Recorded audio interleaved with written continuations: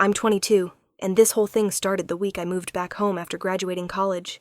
I thought it would just be temporary, maybe a few months until I landed a steady job and could afford a place of my own. My mom was thrilled. My younger brother didn't care either way, but my dad, he seemed nervous. I brushed it off as him adjusting to having me around again, but it didn't take long before I realized something was really off. The first night back, I couldn't sleep, so I wandered downstairs around 2 a.m. The kitchen light was on, which was weird because my parents are usually asleep by 10. I figured maybe my mom was up late reading, but when I peeked in, it was my dad, and he wasn't alone. There was a woman sitting at the table with him. At first, I thought maybe it was one of his coworkers, since he sometimes brought work home, but the way she leaned across the table, the way he smiled at her, like a teenager sneaking around, I instantly knew this wasn't about work. I froze.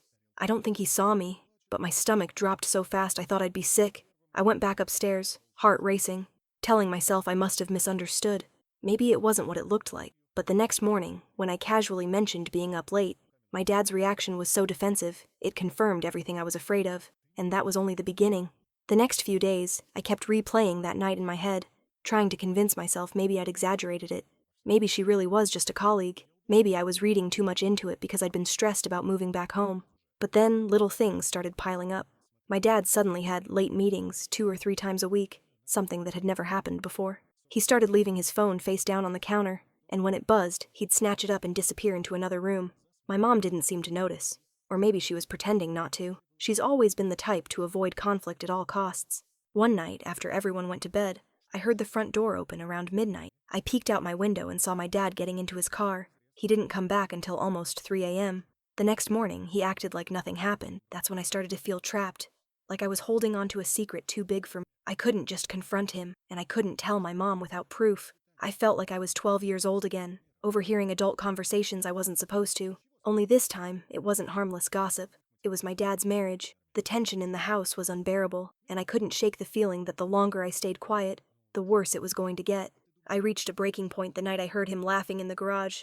My dad almost never goes in there unless he's fixing something, but the sound carried through the walls, and it wasn't the kind of laugh he used with us. It was light, playful, like a version of him I'd never seen before. I peeked through the small window on the side of the garage, and there she was again, the same woman from the kitchen. This time there was no mistaking it. She leaned against his car while he stood too close, his hand brushing hers as he handed her something. The way they looked at each other made me sick. I ducked down before they saw me, my heart pounding so hard it. That night, I decided I couldn't just sit back. If I was going to tell my mom, I needed proof. Something solid, but the thought of actually finding it terrified. What if I opened Pandora's box and destroyed everything? What if my mom already knew, and I was about to rip the scab off something she had chosen to ignore? Still, I couldn't stop myself. The next morning, while my dad was showering, I went into his office and checked his desk drawers.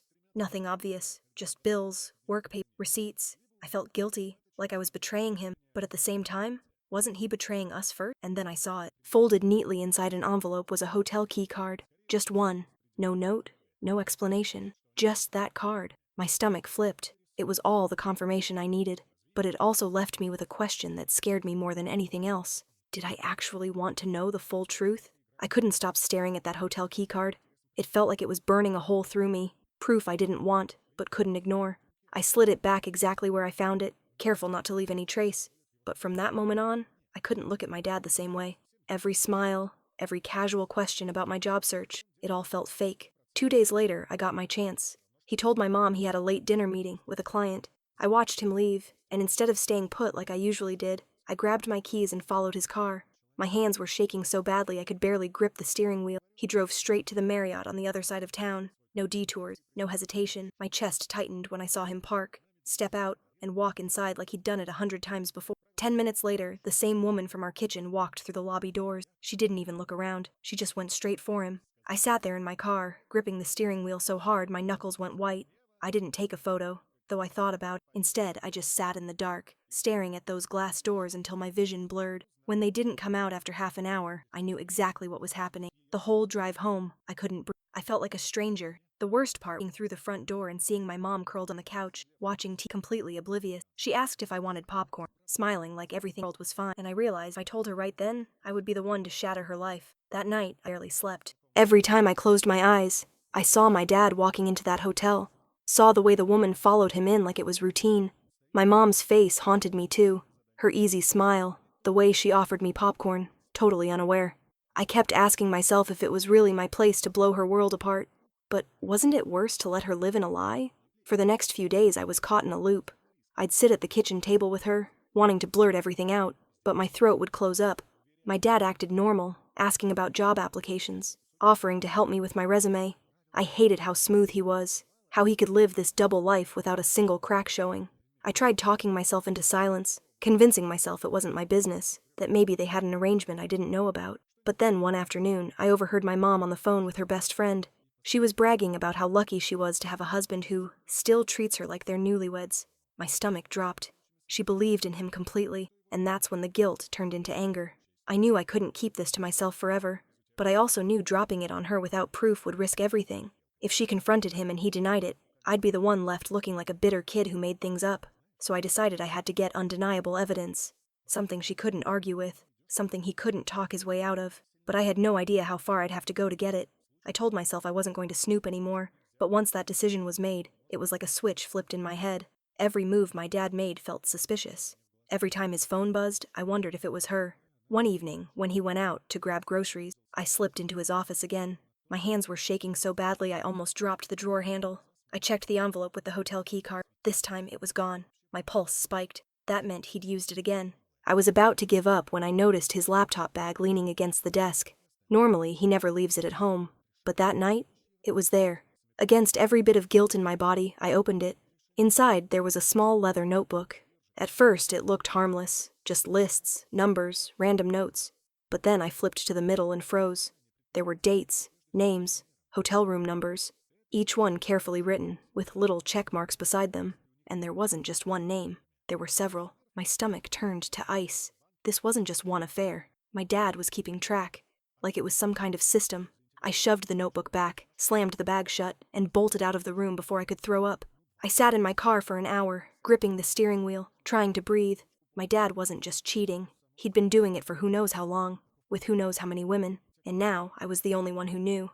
I swore I wouldn't say anything until I had a plan, but the weight of it all was crushing me. Every time I sat across from my mom at dinner, every time she smiled at my dad like he was her whole world, I felt like I was choking on the truth. It happened by accident. She and I were cleaning up after dinner one night, and she made a comment about how she trusted Dad completely, how she could bet her life he'd never stray. I froze, dish in my hand, and before I could stop myself, I muttered, "You shouldn't be so sure." The words just slipped out. Her head snapped up, eyes narrowing. She asked what I meant, her tone half laughing, like she thought I was joking. But my silence gave me away. She pressed harder, asking if I knew something. My heart was hammering so loud I thought she'd hear it. I panicked.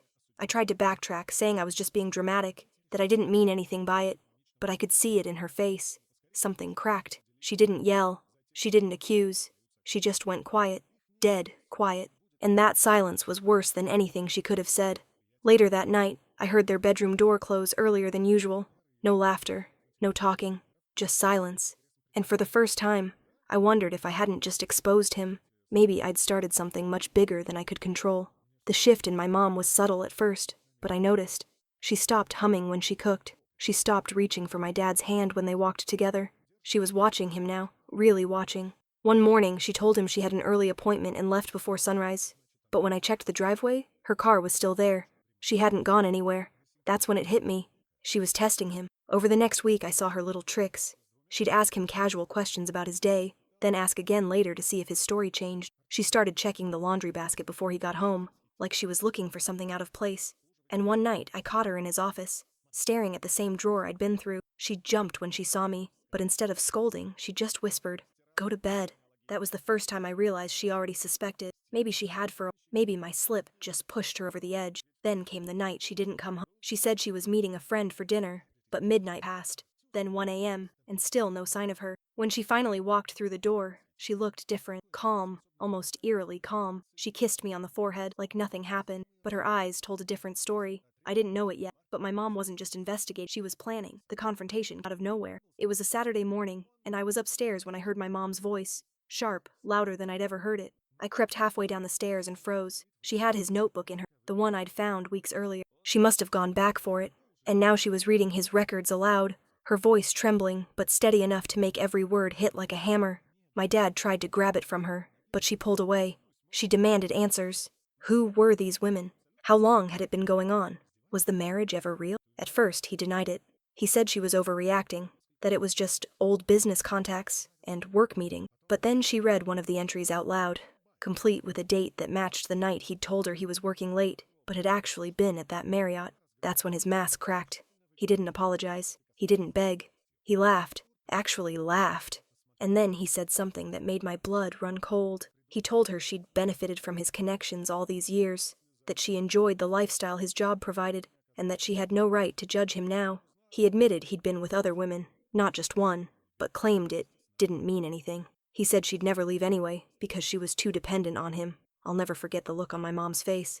It wasn't just anger. It was betrayal, humiliation, and something darker. She didn't scream back. She just stood there, silent, staring at him like she was seeing a stranger. And in that silence, I realized this wasn't over, not even close. The next week felt like living in a ticking time bomb. My mom didn't say much, but I could tell she wasn't just sitting back. She was moving with quiet purpose, making calls in the other room, pulling old documents from the filing cabinet, even meeting with someone downtown without telling my dad. I thought she might be filing for divorce, and honestly, I hoped she was. But then everything came crashing down in a way I never expected. It was a Friday evening. Knock came. 2 police officers stood at the door, asking for my dad. My mom didn't look surprised. In fact, she calmly stepped aside and let them in. Turns out, my dad's notebook wasn't just a record of affairs. It was evidence. Some of the names in there weren't women he'd slept with. They were contacts he'd been funneling money through, part of some shady business deal he'd kept hidden for years. My mom had taken the notebook straight to a lawyer who passed it on to the authorities. They arrested him right there in our living room. I'll never forget the sound of the handcuffs clicking shut, or the way he looked at my mom, like she had betrayed him. But really, he'd destroyed himself. After they drove him away, the house was dead quiet. My mom sank into a chair, her hands shaking, and for the first time in weeks, she cried. Not loud, not dramatic, just a quiet release, like she'd finally let go of something too heavy to carry. That night, she told me she'd suspected for years but never had proof. My slip had forced her to face what she'd been avoiding, and once she saw the notebook, she knew she had to protect herself and me, no matter the cost. Now he's facing charges, and my mom's already talking about moving us into a smaller place, starting fresh. It feels surreal, like the man I grew up with never even existed. And me? I keep wondering if I did the right thing by opening my mouth that night in the kitchen, because if I hadn't, maybe we'd still be living in the illusion of a happy family. But at least now, the truth is out. Sometimes I think about that first night back home, when I saw him in the kitchen with. I remember freezing in the doorway, too scared to move. If I had walked away and pretended I never saw it, maybe life would look different. But then I look at my mom, free, stronger than I've ever seen her, and I realize maybe this was the only way it could have ended.